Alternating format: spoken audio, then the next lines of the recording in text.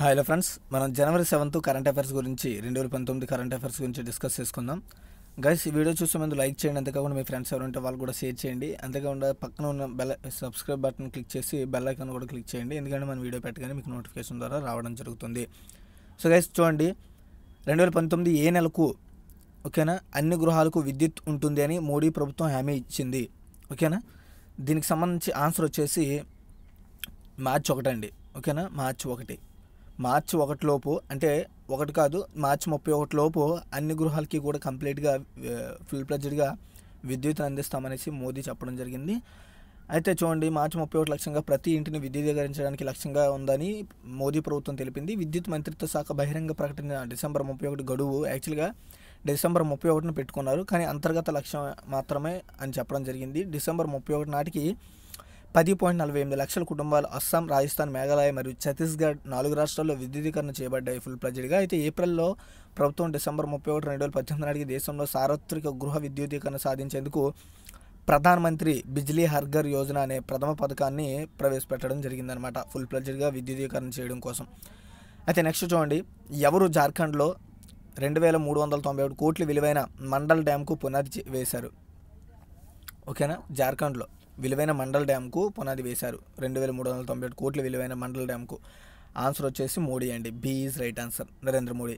అయితే చూడండి, జార్ఖండ్లో 2391.36 కోట్ల విలువైన మండల్ డ్యామ్ ప్రాజెక్టు పునరుద్ధరణతో పాటు అనేక నీటిపారుదల ప్రాజెక్టులకు పునాది వేశారు. అయితే ఆనకట్ట పని కోసం 1993 నుండి నిలిచిపోయింది. అయితే దానికి సంబంధించిన ఆనకట్ట సంబంధించిన నిర్మాణం అనేది 1993లో స్టాప్ అయింది. అయితే జార్ఖండ్లో 19,604 హెక్టార్ ప్రాంతంలో నీటిపారుదల అందిస్తుందన్నమాట. మరియు బీహార్ ఒకసారి పూర్తయిన ఈ ప్రాజెక్టు రాష్ట్రంలో లతేర్పాల్మా, గర్వే జిల్లాల్లో, బీహార్లోని అనంగాబాద్ మరియు గయాతో పాటుగా నీటిపారుదల సౌకర్యాలను అయితే ఇది ఉపయోగపడుతుంది, ఈ డ్యామ్ అనేది. ఓకేనా, ఈ ప్రాంతాలన్నింటికి కూడా ఈ నీటిపారుదల ప్రాజెక్ట్ అనేది చాలా బాగా ఉపయోగపడుతుంది అనమాట. ఓకేనా, నెక్స్ట్ చూడండి, థర్డ్ వన్, మహిళా స్వయం సహాయక గ్రూపులకు ఆసక్తి రహిత రుణాలు ప్రకటించిన రాష్ట్రం ఏది? ఓకేనా, ఆసక్తి రహిత రుణాలు ఓన్లీ ఫర్ ఉమెన్స్. దీనికి సంబంధించిన ఆన్సర్ వచ్చేసి సి అండి. ఒడిస్సా ప్రభుత్వం ప్రకటించడం జరిగింది. అయితే మిషన్ శక్తి పథకంలో భాగంగా ఒడిస్సా ముఖ్యమంత్రి నవీన్ పట్నాయక్ రాష్ట్రంలో మహిళా స్వయం సహాయక బృందాలు WHSGకు 3 లక్షల వరకు రుణాలపై ఉచిత రుణాలు ప్రకటించడం జరిగింది. ఒరిస్సాలో 6 లక్షల WHSGలు ఉన్నాయి. అతను మహిళలను సాధికారత చేయడం కోసం రాష్ట్ర ప్రభుత్వం చేసిన కృషిలో భాగంగా 6 లక్షల WHSGలకు 3,000 రూపాయలు ఆర్థిక సహాయాన్ని కూడా పంపిణీ చేసింది.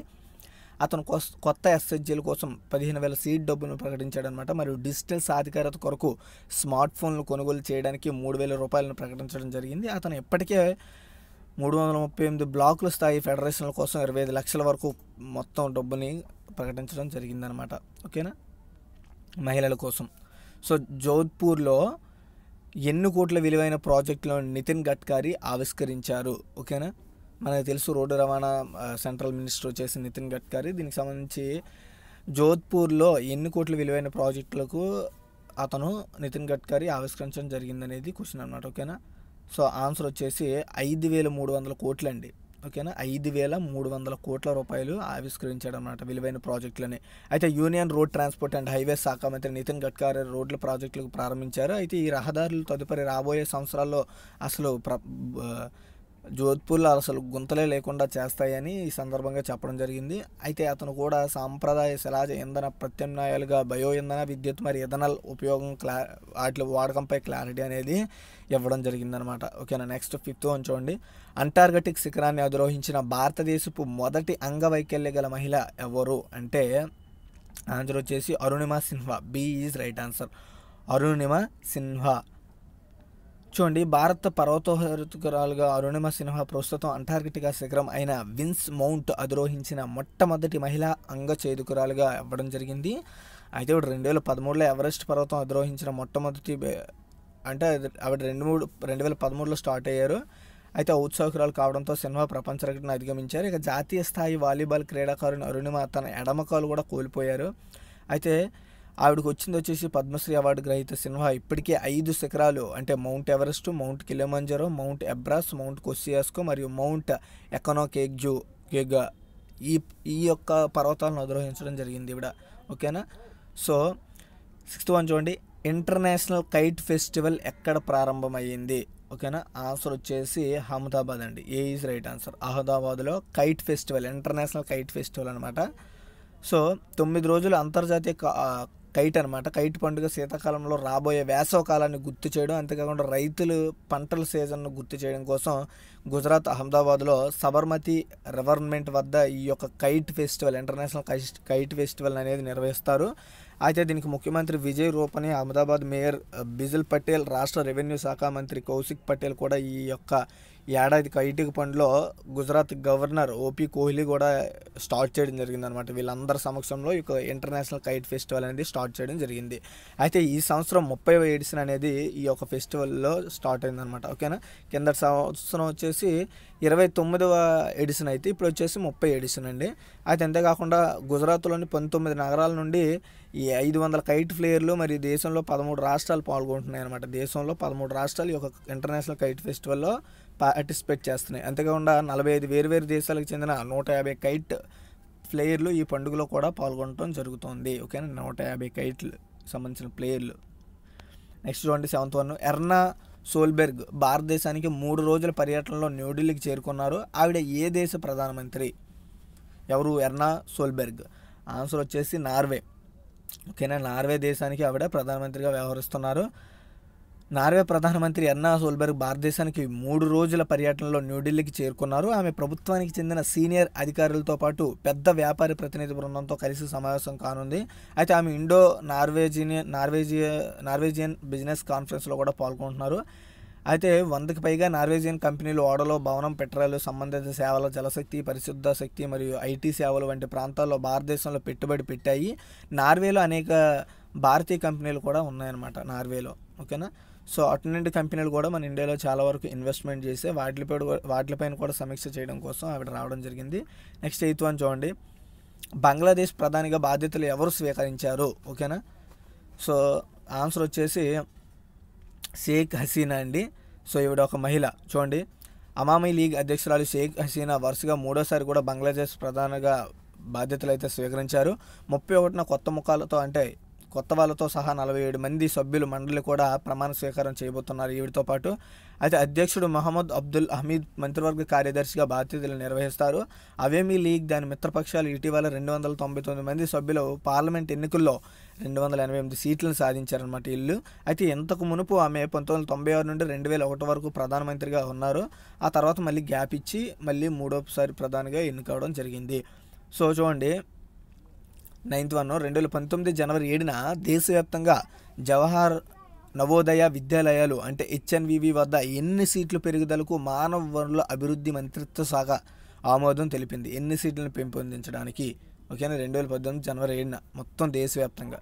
ఓకేనా, సో ఆన్సర్ వచ్చేసి 5,000 సీట్లు అండి. ఓకేనా, 5,000 సీట్లను పెంచారు. అయితే 2019 జనవరి 7న మానవ వనరుల అభివృద్ధి మంత్రిత్వ శాఖ జవహర్లాల్ నవోదయ విద్యాలయాల్లో JNVS దేశవ్యాప్తంగా 5,000 సీట్ల పెరుగుదలకు ఆమోదం అయితే తెలిపింది. JNVలలో మొత్తం సంఖ్య వచ్చేసి 46,600 నుండి ఇప్పుడు 51,000 అనమాట పెరిగింది.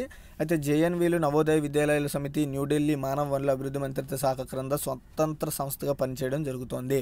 ఓకేనా, నెక్స్ట్ 10th వన్ చూడండి. స్వామి హరిదాస్ తాన్సేన్ సంగీత నృత్య మహోత్సవ్ యొక్క 18వ ఎడిషన్ 2019 జనవరి 20న ఎక్కడ జరగనుంది?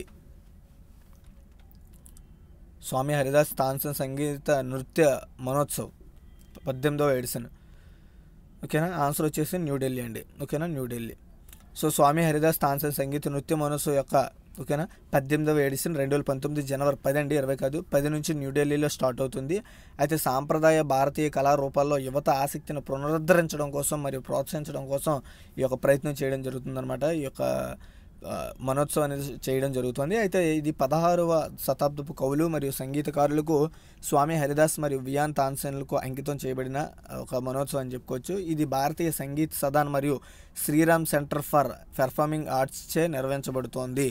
ఓకేనా, సో నెక్స్ట్ చూడండి. ఇటీవల ఏ ప్రాజెక్టుకు గిన్నిస్ బుక్ రికార్డులో స్థానం సంపాదించింది? ఓకేనా, చూడండి ఇటీవల ఏ ప్రాజెక్టు గిన్నిస్ బుక్ రికార్డులో స్థానం సాధించింది? ఆన్సర్ వచ్చేసి పోలవరం బహుళ ప్రయోజన నీటిపారుదల ప్రాజెక్టు సంపాదించింది. చూడండి పోలవరం బహుళ ప్రయోజన నీటిపారుదల ప్రాజెక్టు వచ్చేసి యొక్క గిన్నీస్ రికార్డులోకి ఎక్కింది. ఎందుకంటే ఒకే ఒక్క రోజు అధిక కాంక్రీట్ను వాడడం అనమాట. ఓకేనా, 20 గంటల లోపు స్పిల్వేల్ ఛానల్లో 32,100 క్యూబిక్ మీటర్ల కాంక్రీట్ని వాడారండి ఒకే ఒక్క రోజులో. సో ఓకేనా, అయితే ఈ ప్రాజెక్ట్ 2017 మేలో దుబాయ్లో హోటల్ నిర్మాణం కోసం వాడారు అంత ఎక్కువ శాతంలో. దానికి మించి ఈ పోలవరం ప్రాజెక్టులో 24 గంటల లోపు హై కాంక్రీట్ని వాడారనమాట. సో అది రికార్డ్ అని చెప్పుకోవచ్చు. ఓకేనా, గిన్నిస్ బుక్ అందుకే ఎక్కడం జరిగింది. నెక్స్ట్ చూడండి, 3 జనవరి ఓకేనా 2020లో 24 టీమ్ ఏటీపీ కప్ పురుషుల టెన్నిస్ టోర్నమెంట్ ఏ నగరంలో నిర్వహిస్తారు? 2020. ఓకేనా, యాక్చువల్గా ఏంటంటే నా మ్యాక్లో ఇది చిన్న మిస్టేక్ వచ్చింది. సో అందుకని ఆ యొక్క అక్షరాలు ఏవైతే ఉన్నాయో అవి తెలుగు అక్షరాలుగా ప్రింట్ అవుతున్నాయి, కానీ మన ఇంగ్లీష్ నెంబర్స్గా రావట్లేదు. సో అదే ప్రాబ్లం. 2020 అది. అయితే ఈ టోర్నమెంట్ ఏ నగరంలో నిర్వహిస్తారు అంటే ఆన్సర్ వచ్చేసి సిడ్నీ అండి. ఓకేనా, సిడ్నీ 24 టీమ్ ఏటీపీ కప్ పురుషుల టెన్నిస్ టోర్నమెంట్ ఫైనల్కు ఆతిథ్యం ఇస్తోంది. అయితే టెన్నిస్ టోర్నమెంట్ 3 జనవరి 2022లో మొదలవుతుంది. సిడ్నీ, బ్రెస్టన్ మరియు ఒక ఇతర ఆస్ట్రేలియన్ నగరం టోర్నమెంట్ నిర్వహిస్తుంది. టెన్నిస్ ప్రొఫెషనల్స్ అసోసియేషన్ ఏటీపీ పురుషుల టెన్నిస్ టోర్నమెంట్లో నిర్వహించడం జరుగుతుందన్నమాట ఈ ఏటీపీ అనేది. అయితే 13 చూడండి, 2019 జనవరి 6న రాష్ట్రాలు అందించే పాఠశాల విద్య నాణ్యతను అంచనా వేయడానికి మానవ వనరుల అభివృద్ధి మంత్రిత్వ శాఖ ఎన్ని పాయింట్ల గ్రేడింగ్ ఇండెక్స్ను ప్రవేశపెట్టింది? ఓకేనా, క్లియర్గా విన్నారు కదా. సో ఆన్సర్ వచ్చేసి 70 అండి. 70 చూడండి, మానవ వనరుల అభివృద్ధి మంత్రిత్వ శాఖ రాష్ట్రాల ద్వారా అందించే పాఠశాల విద్య యొక్క నాణ్యతను అంచనా వేయడానికి 70 పాయింట్ల గ్రేడింగ్ ఇండెక్స్ ప్రవేశపెట్టింది. రాష్ట్రాల్లో 70 పారామితులపై 1000 నుంచి మార్క్ చేయబడిన రాష్ట్రాల పనితీరు శ్రేణీకరణ అనేది జరగడం జరుగుతుంది. ఇది ప్రతి రాష్ట్రం ఏ స్థానంలో ఉన్నదో దాని సరైన ఒక మ్యాప్ను అయితే చూపెట్టడం జరుగుతుంది. నెక్స్ట్ చూడండి, 14th 2019 జనవరి 5న సీనియర్ నేషనల్ ఉమెన్స్ జూడో ఛాంపియన్షిప్లో బంగారు పథకం గెలుచుకున్నది ఎవరు? జూడో ఛాంపియన్షిప్లో ఆన్సర్ వచ్చేసి రాణి ఆన్సర్ అండి. చూడండి, 2019 జనవరి 5న హిమాచల్ ప్రదేశ్ పోలీసులు 5వ ఇండియన్ రిజర్వ్ బెటాలియన్ రాణి సీనియర్ నేషనల్ ఉమెన్స్ జూడో ఛాంపియన్షిప్లో స్వర్ణ పథకం సాధించారు. అయితే ఛాంపియన్షిప్ విశాఖపట్నంలో నిర్వహించారు. ఆమె 78 కిలోల విభాగంలో బంగారు పథకాన్ని గెలుచుకుంది. ఆమె ఛాంపియన్షిప్లో అత్యుత్తమ జూడోగా ప్రకటించబడడం జరిగిందనమాట. నెక్స్ట్ 15th చూడండి, 2019 జనవరి 7 నుంచి ఇండో నార్వేజియన్ బిజినెస్ కాన్ఫరెన్స్ ఎక్కడ జరిగింది? ఓకేనా, ఆన్సర్ వచ్చేసి న్యూఢిల్లీ అండి. న్యూఢిల్లీలో. సో మనం ముందే మాట్లాడుకున్నాం, నార్వే ప్రధానమంత్రి ఎర్నా సోల్బెర్గ్ న్యూఢిల్లీలో జనవరి 7, 2019 భారతదేశానికి 3 రోజుల పర్యటన కోసం వచ్చారు. ఆమె ఇండో నార్వేజియన్ బిజినెస్ కాన్ఫరెన్స్లో పాల్గొన్నారు. నార్వే ఒక ప్రధాన సముద్ర దేశం అని చెప్పుకోవచ్చు. ఓకేనా, అంతేకాకుండా సముద్రం, చమురు మరియు గ్యాస్ యొక్క ప్రధాన ఎగుమతిదారునిగా నార్వే అనేది ఎగుమతి చేయడం జరుగుతుంది. అయితే నార్వే రాజధాని వచ్చేసి ఓస్లో, మరి దాని కరెన్సీ వచ్చేసి నార్వే క్రోన్ అనమాట. నెక్స్ట్ 16th చూడండి, 2019 జనవరి 7న మేనకా గాంధీ జాతీయ అవార్డులను ఎంతమంది అంగన్వాడీ కార్మికులకు ప్రదానం చేశారు? ఆన్సర్ వచ్చేసి 97 అండి. 97 మంది మహిళ. ఓకేనా, మహిళ ఎవరైతే అంగన్వాడీ వర్కర్స్ ఉంటారో వాళ్ళకి అవార్డులు అనేసి ఇవ్వడం జరిగింది. అయితే 2019 జనవరి 7న మహిళా మరియు శిశు అభివృద్ధి కోసం కేంద్ర మంత్రి మేనకా గాంధీ జాతీయ అవార్డులను ఈ 97 అంగన్వాడీ వర్కర్స్కు అందజేశారు. అయితే 2017-18 సంవత్సరానికి వారి అనూహ్యమైన విజయాలు, ఓకేనా, విన్నింగ్స్ కోసం ఈ అవార్డులు అనేది ఇవ్వబడ్డాయి. ఏడబ్ల్యూడబ్ల్యూను ప్రోత్సహించడానికి మరియు ఇంటిగ్రేటెడ్ చైల్డ్ డెవలప్మెంట్ స్కీమ్లో పిల్లల అభివృద్ధి మరియు సంబంధిత ప్రాంతాల్లో తమ శ్రేష్టమైన సేవలను గుర్తించడం కోసం ఈ అవార్డు అనేది ఇవ్వడం జరుగుతుంది. సో ఇవి గైస్ టోటల్ కరెంట్ అఫైర్స్. నచ్చితే లైక్ చేయండి, షేర్ చేయండి. అంతేకాకుండా మీరు పీడిఎఫ్ డౌన్లోడ్ చేసుకోవాలనుకుంటే కింద వీడియో డిస్క్రిప్షన్లో ప్రొవైడ్ చేస్తున్నాను. సో ఎవరైనా డౌన్లోడ్ చేసుకోండి, మీ డివైస్లో సేవ్ చేసుకోండి. Thanks for watching guys. Bye bye.